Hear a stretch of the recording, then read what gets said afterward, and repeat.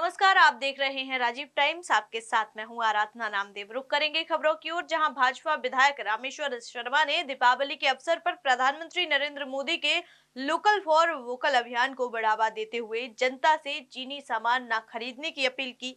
उन्होंने कहा कि दीपावली पर स्वदेशी सामान खरीदें, जैसे स्थानीय कुम्हारों द्वारा बनाए गए दिए, स्वयं सहायता समूह द्वारा तैयार की गई मोमबत्तियां और अन्य सजावटी सामग्री। उन्होंने यह भी कहा कि भारतीय पटाखों का इस्तेमाल करें और जहां गंदगी हो उसे साफ रखें। पटाखे खूब फोड़ें, पर जहां गंदगी गिरे उसको तुरंत उठाएं, सावधानी रखें। त्योहार के पावन अवसरों को किसी भी प्रदूषण दूषण के नाम पर रोका नहीं जा सकता, लेकिन इस बात का ध्यान रखें कि विदेशी पटाखे ना फोड़ें, चाइना का कोई माल ना खरीदें। लोकल फॉर वोकल दिया भी यहाँ के प्रजापति कुम्हारों द्वारा बनाया गया, वो खरीदें। मोमबत्ती यहाँ पर हमारे स्व सहायता समूह द्वारा बनाई गई हैं, वो खरीदें।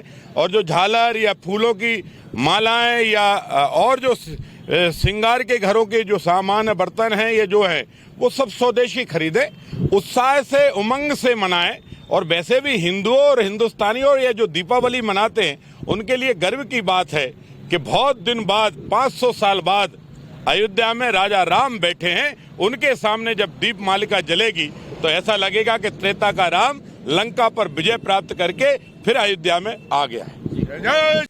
कांग्रेस के पूर्व विधायक लक्ष्मण सिंह की नाराजगी पर सवाल करने पर उन्होंने इसे कांग्रेस का आंतरिक मामला बताते हुए कहा कि वे ना तो इसके पक्ष में हैं और ना ही विरोध में। उन्होंने कहा, लक्ष्मण सिंह जी की जो भावना है, हम उसके लिए परमात्मा से प्रार्थना करेंगे कि कांग्रेस वैसी ही बनी रहे। अब वो कांग्रेस के चूंकि आंतरिक मामला है और इसलिए लक्ष्मण सिंह जी की जो भावना है, मैं उसका ना विरोध कर रहा ना समर्थन कर रहा।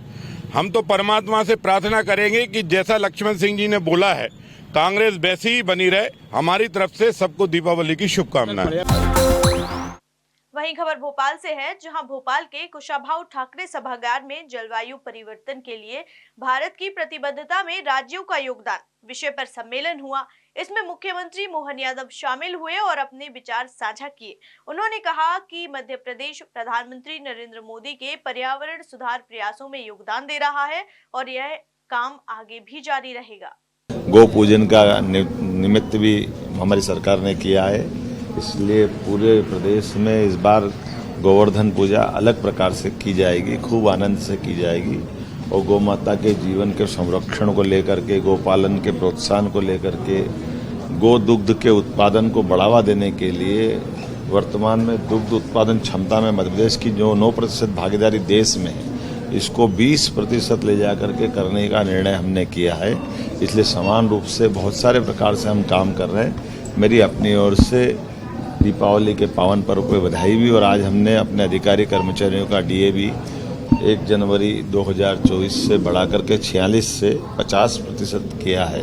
हम हर हालत में सभी वर्गों का ध्यान रखते हुए सभी समाज को लिए साथ में आगे है बढ़ते जाना, इस संकल्प को पूरा करेंगे। मेरी अपनी ओर से बधाई। जी, मुझे लगता है कि इस कार्यक्रम की सबसे बड़ी और सबसे महत्वपूर्ण जो एक तरह से कहना चाहिए यूनिकनेस जो है वो ये है कि अंतर्राष्ट्रीय स्तर पे संयुक्त राष्ट्र संघ हर साल एक प्रतिवर्ष वैश्विक सम्मेलन करता है जलवायु परिवर्तन पे।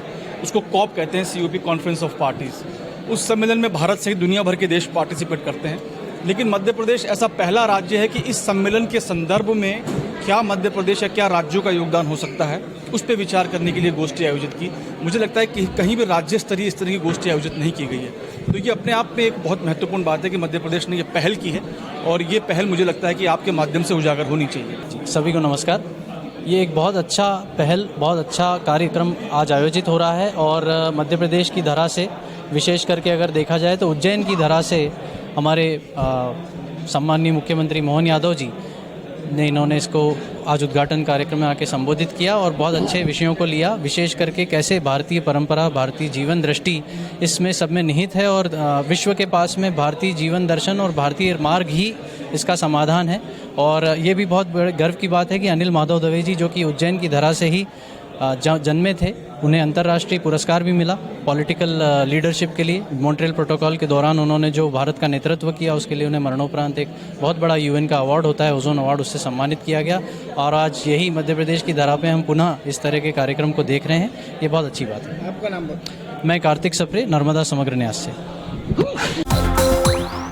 वहीं खबर मंदसौर से है, जहां मंदसौर में प्रधानमंत्री नरेंद्र मोदी कल सुंदरलाल पटवा शासकीय महाविद्यालय और नर्सिंग कॉलेज का वर्चुअल शुभारंभ करेंगे। इस अवसर पर मुख्यमंत्री मोहन यादव, डिप्टी सीएम जगदीश देवड़ा, प्रभारी मंत्री निर्मला भूरिया और भाजपा के कई वरिष्ठ नेता मौजूद रहेंगे। कार्यक्रम में मुख्यमंत्री किसान निधि वितरण का आयोजन भी होगा, जिससे क्षेत्र के किसानों को सीधा लाभ मिलेगा।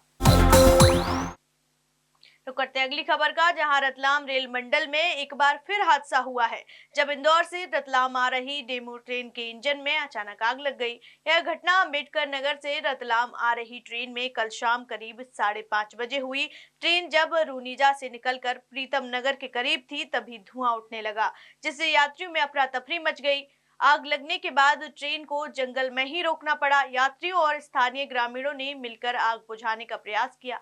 ग्रामीणों ने ट्यूबवेल से पाइप लगाकर आधे घंटे की मेहनत के बाद आग पर काबू पाया। इस घटना में किसी भी प्रकार की जनहानि नहीं हुई, लेकिन धुआं उठते देख सभी यात्री ट्रेन के डिब्बे से बाहर आ गए। आग बुझने के बाद ट्रेन को प्रीतम नगर स्टेशन पर लाया गया, जहां रतलाम से पहुंचे रेल अधिकारियों ने घटना की जांच शुरू की। रिपोर्ट के अनुसार डेमू ट्रेन को रतलाम लाने की प्रक्रिया शुरू कर दी गई है। रेलवे प्रशासन ने यात्रियों की सुरक्षा के लिए आवश्यक कदम उठाने की बात कही है। एमपी सरकार ने गृह जिले में पदस्थ पुलिसकर्मियों को हटाने का निर्णय लिया है। गृह विभाग ने एएसआई से लेकर डीएसपी तक के अधिकारियों के अटैचमेंट को रोकने के निर्देश दिए हैं।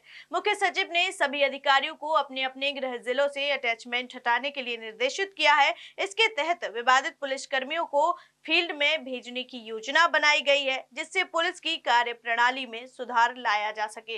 यह कदम पुलिस सेवा में अनुशासन और दक्षता बढ़ाने के लिए उठाया गया है। सरकार का लक्ष्य है कि सभी पुलिसकर्मी अपने कर्तव्यों को जिम्मेदारी से निभाएं और किसी भी प्रकार की अनियमितता से बचें।